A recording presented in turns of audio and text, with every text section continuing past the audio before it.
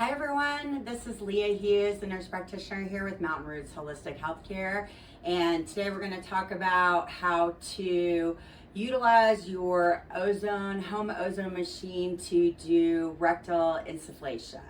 So we've got here the Simply O3 Stratus 3.0 ozone generator. That's what we recommend to our clients, and that's one we're going to use today and talk to you about how you set up and use for rectal ozone. So for rectal ozone, you're going to want to make sure you have your machine. Now we have our machine already set up here to use. If you need to reset up your machine or you have questions about that, please see our other video on how to unbox this and get it all set up for use. So I've also got my oxygen tank here. Now, as you can see, this regulator says 0. So a couple things we need to do in order to get ready to use the ozone and set up the machine is we are going to take our oxygen tank key here and turn our oxygen onto the regulator. Make sure when you do this that you have your dial set at 0. And righty-tighty, lefty-loosey is what I tell everybody to get this open and closed. So we're going to go ahead and open this. I typically open mine all the way just to make sure that we have it flowing exactly how we want so that we get the right dosages for the ozone. So there we go. Now, if you can see, this has now gone from 0 to almost 2,000. So we know that our tank is full. You always want to make sure you check that as well. So we've got I have a regular pediatric regulator set up here. There is a conversion chart if you do need that for using the Stratus 3, but Simply O3 recommends that you use their regulator, and I can show you they have a regulator right here.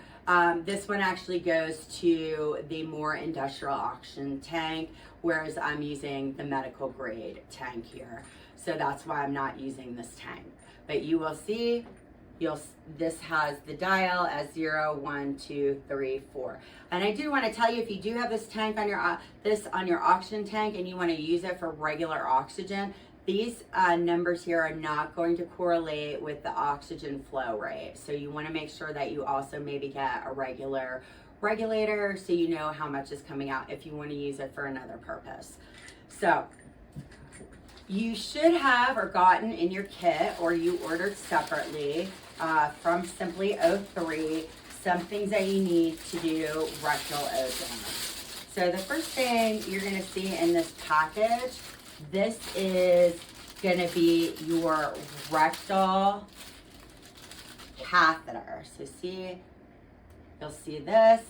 If you can see, hopefully you guys can see right here, there's a little line here. So when you do insert this into your rectum, they don't recommend that you insert it past this line. So you can have a little like stopgap there to teach you how, so you don't hurt yourself. So that's going to be your catheter part. So I'm going to set the rest of these aside for now because we don't need them. And then you are also going to get in your kit here these ozone bags. These are really nice for using rectal ozone. Now, you can reuse these ozone bags. I do not recommend reusing the catheter since this is actually getting inserted into your rectum. If you reuse these, I do recommend keeping them to yourself. Like this ozone bag is Leah's. I can reuse it because it's my bag. And this ozone bag is Jane's. So they use Jane's bag. So if you are going to reuse them, that's how I recommend. Maybe label it with your name if you have multiple people in your household who are actually utilizing your ozone machine and doing rectal insufflation. So you'll see that this comes with a tube in the end. And I'm not going to do that, but I'm going to show you. This is where you would screw your catheter on when you get ready to use it. And then there's a little clip here so that no gas escapes after you have the bag full. So I am gonna set that down again here and show you. Now, of course, this isn't gonna be an exact science, but these are pretty, get you pretty right. You're gonna see on this ozone bag where it says 200 ml, 400 ml, 750. And there's also a reference table on the bottom here to tell you what your dose is when you fill this bag up.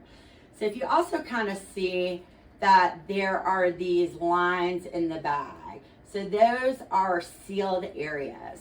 So when you fill this bag up with gas, if you fill this top section, that is going to be around 200 mLs. And you'll see once that top section gets full, it'll start flowing into this second section where if you fill the bottom and the top, you're going to have 400 mLs, and then eventually it'll start flowing down here to where you get 750 mLs. So you want to pay attention to that when you're filling the bag up so that you know how much you're going to use. So to fill this up, just like nasal or anything that you're connecting here that you want to get your ozone from, you're going to take this end and you're going to screw that onto your toggle here. Make sure that your clip is open. And right now, if you see how I have this set up, I have it off to the bag that we've connected. And that's how you want to start before you turn any of your oxygen on. So right now, if any ozone comes out of here, it's going to go in that deconstructor for now until we make sure that we have everything that we're doing right. It's always not a bad idea to make sure that your oxygen is plugged in, set up right, and everything's connected up here, and that you have your machine on.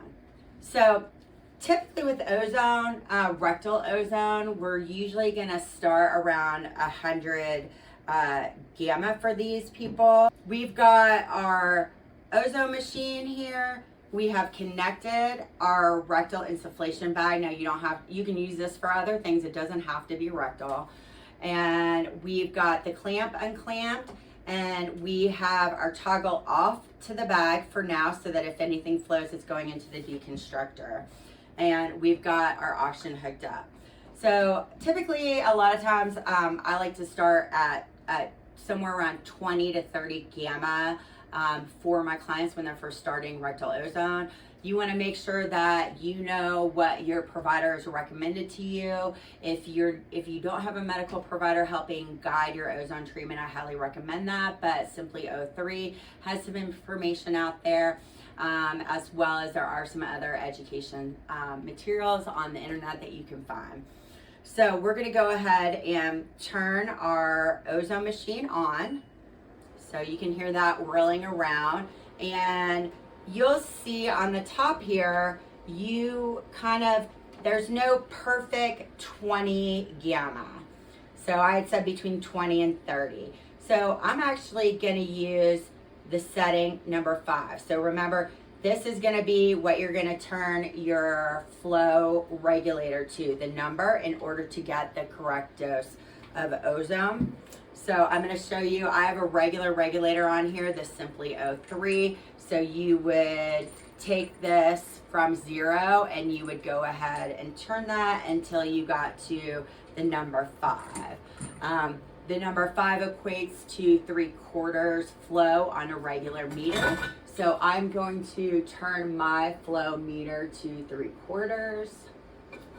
So I've got that. I can actually hear it flowing. So right now our machine is making ozone, but it's actually going in the deconstructor. I don't smell any ozone at all. Typically when you're starting out with rectal ozone, you're gonna do about 100 to 200 mLs for your first dose, and then gradually work up.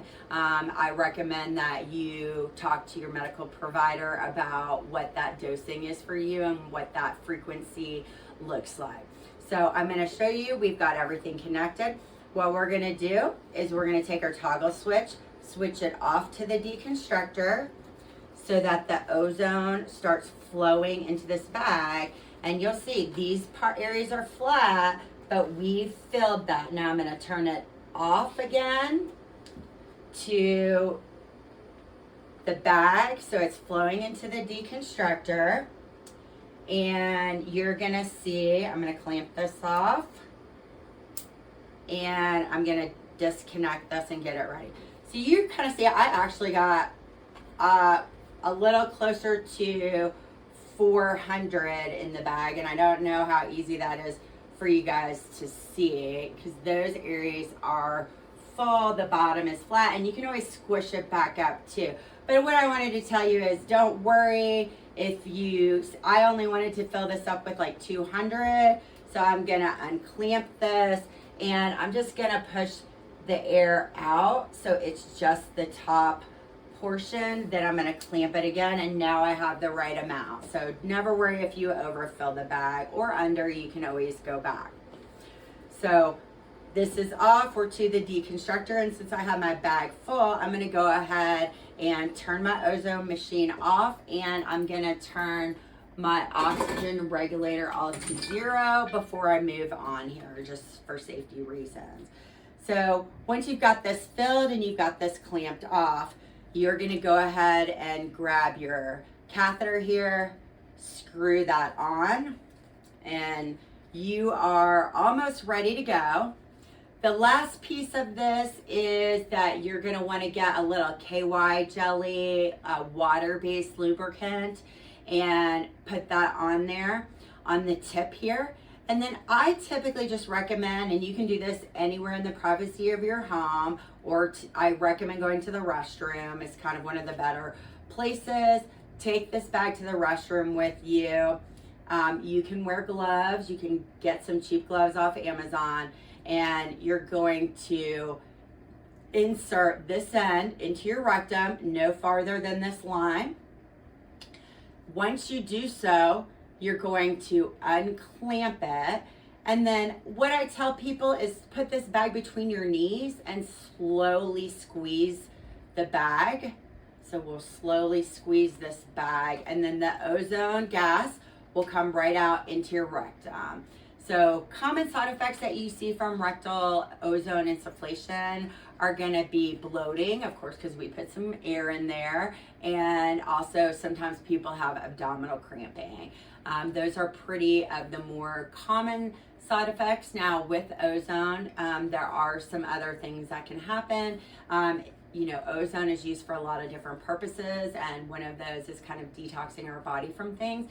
So if we are getting too much ozone, we can kind of have a detox reaction, and we call that a Herxheimer reaction, where you might have watery eyes, stuffy nose, even feel rash, flu-like symptoms. That could possibly mean that you're having a Herxheimer reaction, that you have given yourself too much ozone for your body to handle. I want to reassure you that the Herxheimer reaction will not kill you. It might actually make you feel like you want to die, but you will not. I do recommend, if you're under a doctor's care, that you call your doctor about what to do about that reaction. And my clients, I do discuss with them what we should do if that happens. So that's what the process going through using your rectal ozone and filling your bag, and how to set your dose up. When you're done, you come back from the bathroom. If you're done with your ozone, like I always say, make sure your regulator is turned off, and go ahead and turn your tank off at the tank, righty-loosey, righty-tighty, lefty-loosey, so that you have that, and then bleed your regulator and let the oxygen out for storage for safety purposes. And then you can come back and get everything ready and to go for the next day. So that's rectal ozone. I'm Leah Hughes. This is Mountain Roots Holistic Healthcare. You can reach us at our website, which is mountainrootshh.com, or you can email us at info@mountainrootshh.com as well. And we are using the Stratus 3.0 ozone generator from Simply O3, and they have lots of great information and access on their website, and we will put all the links for you as well. Again, have a great day.